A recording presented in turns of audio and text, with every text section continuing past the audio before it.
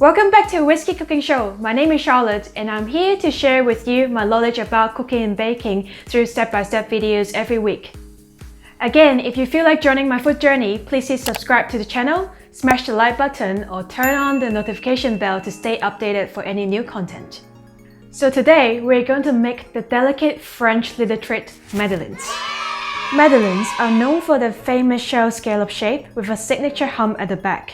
The basic formula uses the most common baking ingredients, egg, sugar, flour, and butter. Although this buttery cookie is delicious as it is, I'm going to make a honey and lemon version today, just to show you how easy it is to be flexible with your Madeleine flavors as long as you get the techniques right. Well, first of all, let's do some troubleshooting.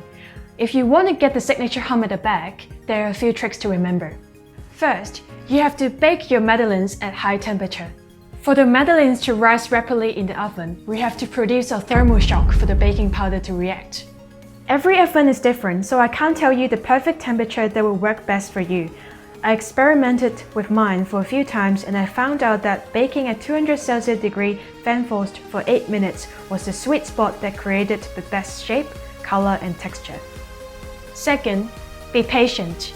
Baking Madeleines is a great test of patience because once you have the batter ready, you have to let it rest in the refrigerator overnight or at least for 12 hours. This resting step will help the Madeleines to rise even taller in the oven. Third, to get a good Madeleine cake mold. With a non-stick pan, there's no need to grease your mold with any butter before baking, so it minimizes the chances for your Madeleine shell to get burnt at high baking temperature. Don't get intimidated by all these rules because once you understand the baking logics and methods, you can nail them every single time. Are you ready? Let's start!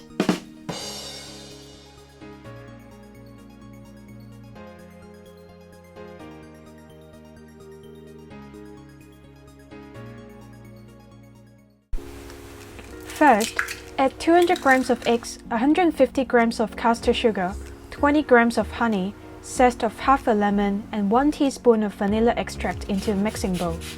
Whisk to combine by starting with small motions, then vigorously until everything is nicely mixed. This whisking process also helps release flavors from the lemon zest oil.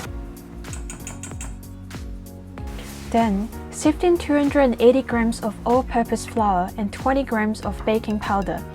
Use a whisk to incorporate the flour into the egg mixture. Then use a spatula to smoothen the batter with folding motions until the batter has no obvious flour lumps. Don't worry too much about being gentle in this process as we're going to rest the batter overnight for the gluten to relax. Next, melt 240 grams of unsalted butter in a saucepan. Cut the butter into pieces first so they will melt faster and more evenly. Let the butter cool for around 10 minutes until it's down to around 50°C. Fold the melted butter in with a spatula in 3 to 4 progressions. Only add in more melted butter when the previous batch has been incorporated. Continue folding until the batter is smooth and shiny.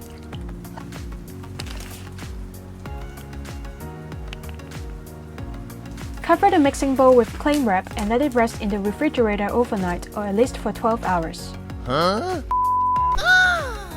30 minutes before baking, preheat your oven to 200°C.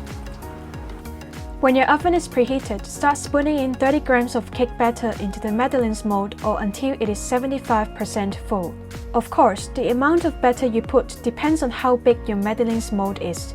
If this is your first time using the mold, I suggest you play with a range of different amount of batter with a 5 grams difference. And then, you will know what works best for your mold. And by the way, pardon me here because I pre-baked a lot of them before I shoot this video, so I just don't have enough to fill my mold.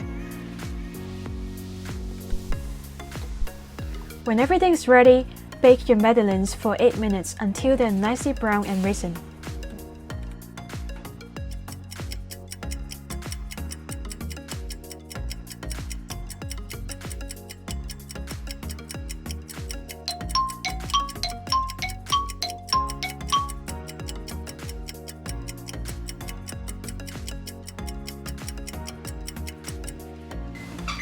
So there you go, classic lemon honey Madeleines that's buttery, perfectly sweet and with that beautiful shape. Enjoy your madeleines on the same day of baking for the best taste, or you can put them in airtight containers and store them in the freezer for up to a month. Thank you for watching and see you next time.